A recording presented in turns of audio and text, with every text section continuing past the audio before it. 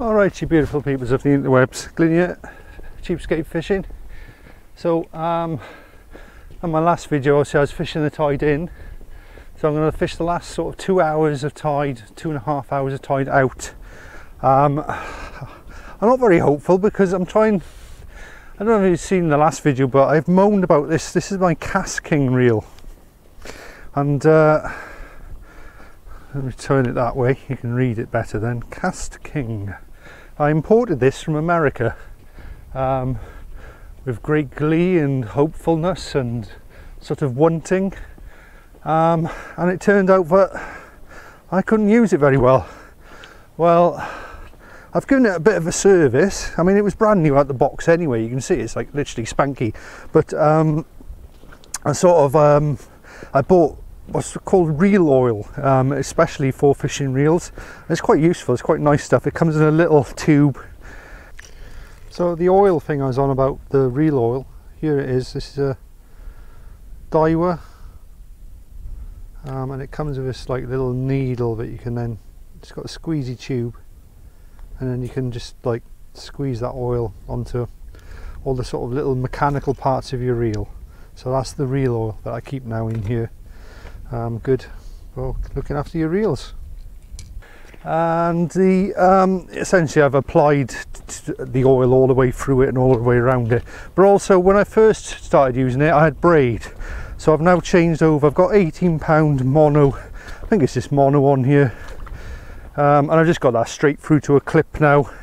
Not necessarily going to use this lure, I'm going to use some top water lures. So more or less I'm coming out today to fish the out tide, but I'm also experimenting. This is just a little very cheap 5-6 foot rod. One of cheap, I think these are under a tenner, these rods. These are like 7 or 8 quid. They're NGT, I mean they are the budget of budget.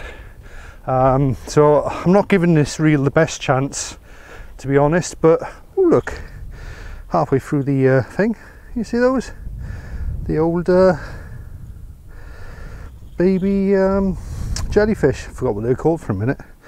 Lots of them, lots of little blueies, lots of little bluey jellyfish. That's a sign of warm water, that is. Although the weather hasn't been that warm, it's a bit better today, a lot less windy than it was the other day, and like I say, hopefully I won't need to do too much or a load of processing on the camera. There might be a little bit of wind noise now because I'm walking into the wind. But like I say, maybe if I stop and turn this way it might be a bit better.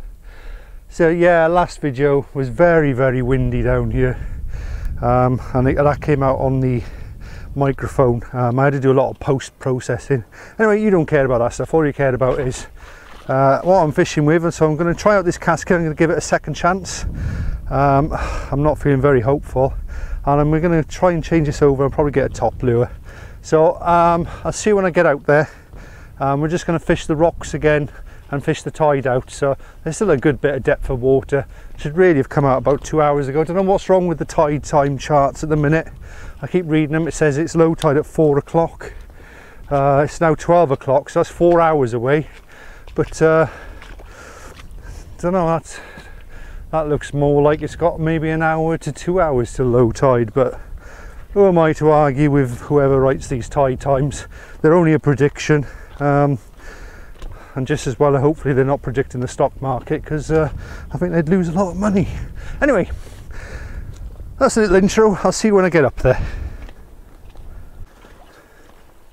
Right, well I haven't quite got to the intended mark, but really I should be up there, but I've had luck by here before on the out tide, so I thought while I'm passing I'll just throw a few casts in.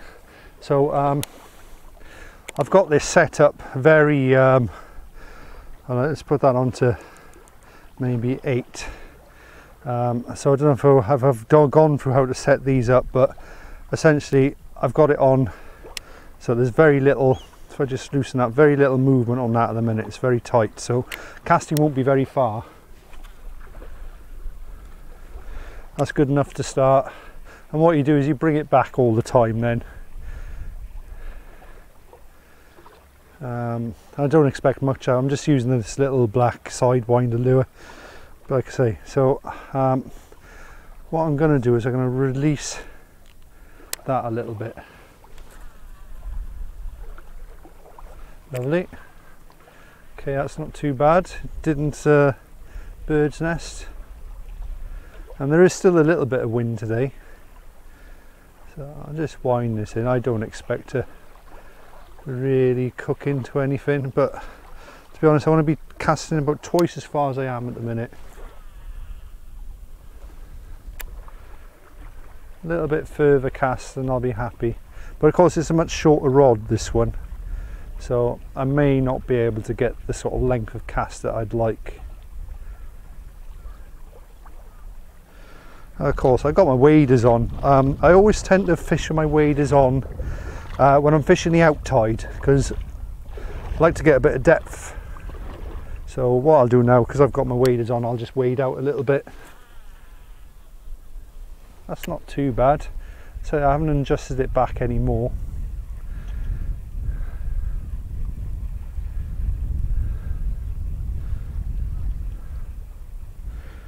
Just wind that in.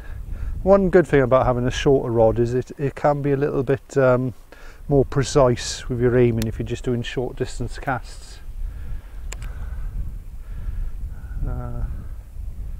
That's fine. Right, so I haven't had a bird's nest yet, so I'm going to knock this back a little bit more. Let me just hold the wire so you can see that it is a lot looser. Knock that back a little bit more, and now we're going to reduce the magnetic brake. I'm going to go down to 7. Lovely, got a much further cast then. Well, not much, little bit of bird's nesting. Let's sort that out first.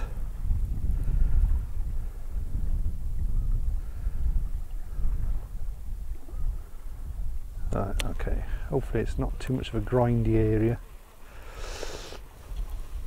That's the other thing as well, that's one of the other reasons I sort of thought I'd do a little bit more practice here, because it's a little bit sandier under the water, so there's a lot less chance of snagging up. I say really I should be using a top water. Right, now that one did snag a lot, so I'm going to tighten that back up.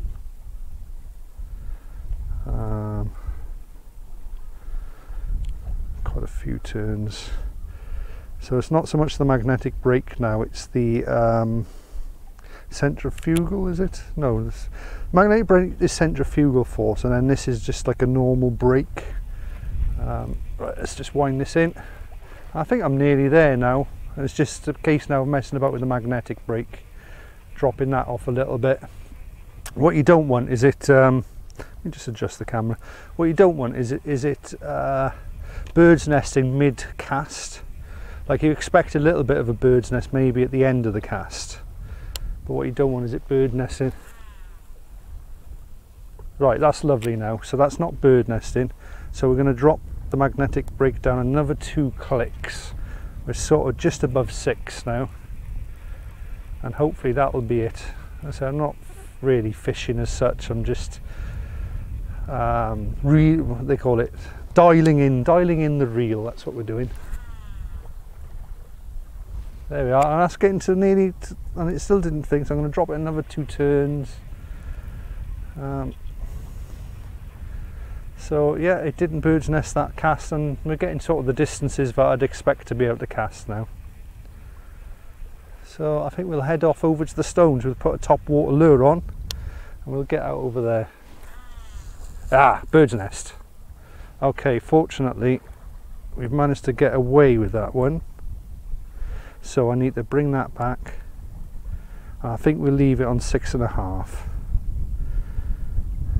And that was a bird's nest halfway through the cast as well. Right.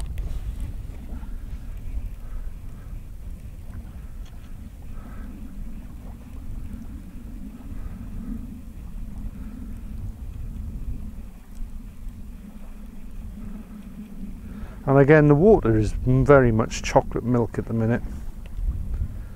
So, right, we'll try one more. Lovely. Okay, right, so we've got this dialed in now, and again that's only dialed in for this particular lure, so I'm gonna have to change the lure in a minute.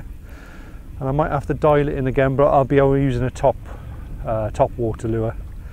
To be honest, I've never caught on a top water lure, but we're just going to give it a go. And I'm using one of those very old-fashioned lures. In fact, it's one of the oldest lure companies still around today, but they look good enough. Right, we're going to move on up to the top now. So that's the reel dialed in, seems to be performing all right. We'll see how it goes for the rest of the session. Oh, I'm in quite deep water. That's only because where the rock sits. So let's pull out some lures.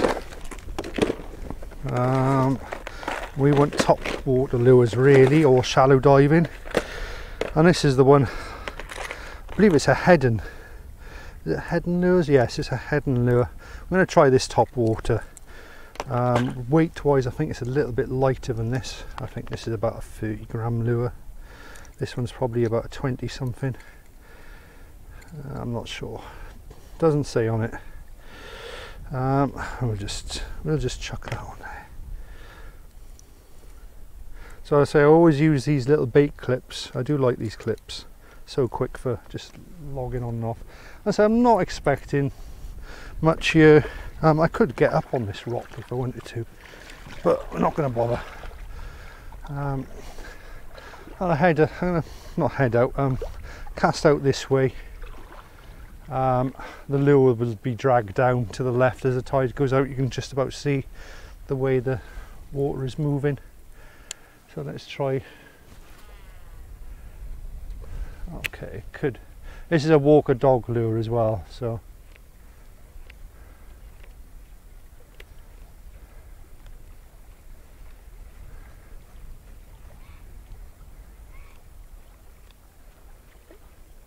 oh, there's fish in here.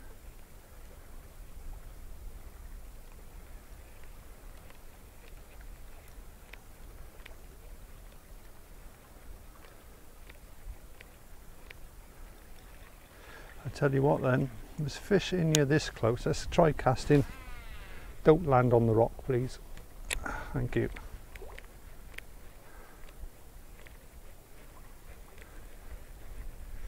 Oh, I think I've got my... Oh, okay, we're okay. I had the lure stuck on the, well not the lure, the line. This is why I haven't got braid, because that rock would have, with the barnacles on that rock, would have just cut through that. So you can see the walk the dog action there.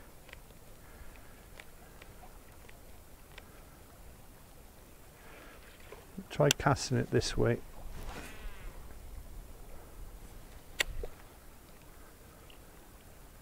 I think I could actually reduce the magnetic brake a little bit more.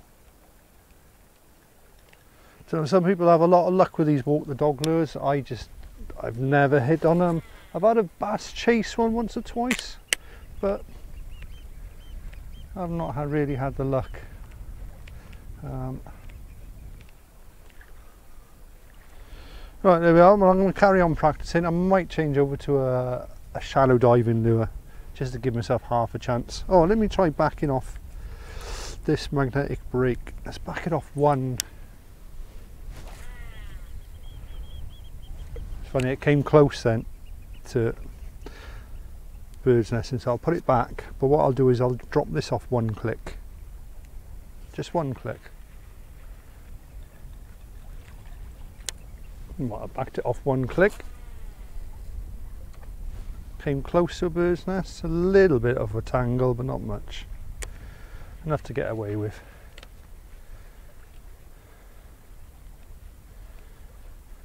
Can't even see the lure, I've lost sight of the lure. Right, let's change the lures over. I'm going to stop recording, and if I catch hold of a fish, we'll turn it back on. Right, see you in a bit.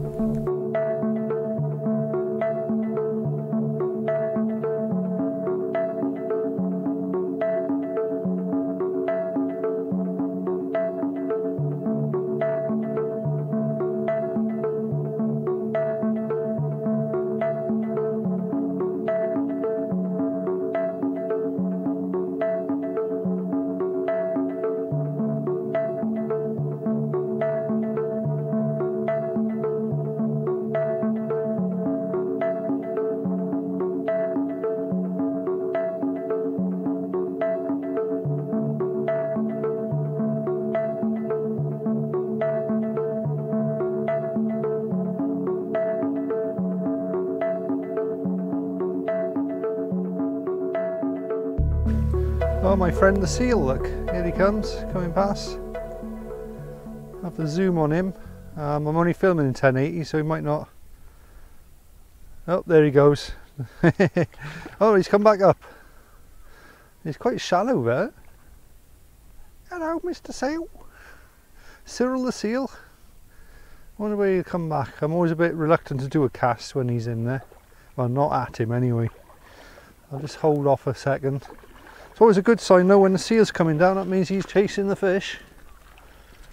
So we'll take that as a good omen and not a bad omen. But I just want to see where he pops back up to. He's obviously come down under here and he's fishing. I'm going to take it, but he's going to go out that way. He's going to go out towards the castle. So I'm going to do a little cast. I think my cast got tipped. I think it got caught up in the wind. I haven't seen him come back out. So I'm not sure where he's gone to. So I haven't seen him come back up. He must be hunting for something under there. Where are you, Mr. Seal? Go on out. I got no idea where he's gone. I mean, they can hold their breath for 15 minutes, which is longer than I keep filming for, but oh, we've got a bird's nest. Still doing it, see? Still doing it, but then I am casting into the wind, so. And I've got this set quite high as well, this magnetic brake.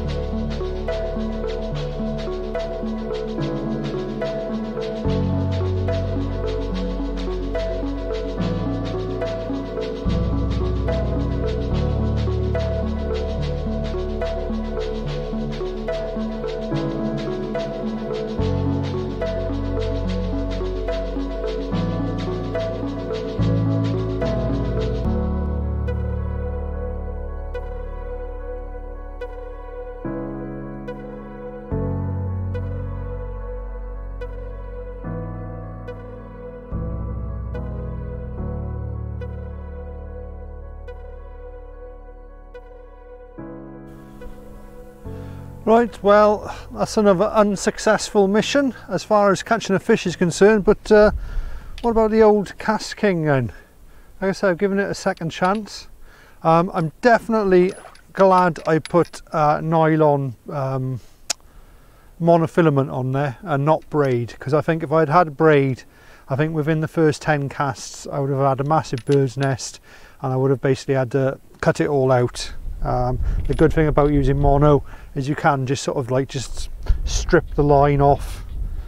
You know, let me just show you like that now. See, that's all tangled, and you can just pull the line off to a point where eventually, even when it starts knotting, you just give it a little tug, and then eventually you'll get to a place. Well, normally you put pressure on there, but I can't do it with one hand.